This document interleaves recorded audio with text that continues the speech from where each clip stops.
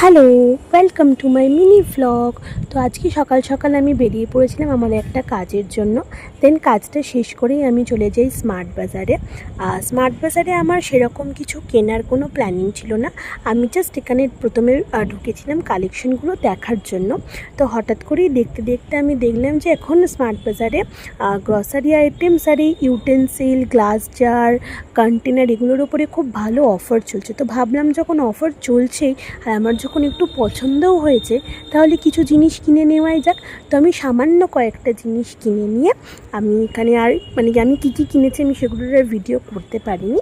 তো যাই হোক, আমি কিনে নিয়ে চলে গেছিলাম ক্যাশ কাউন্টারে বিলিং করাতে।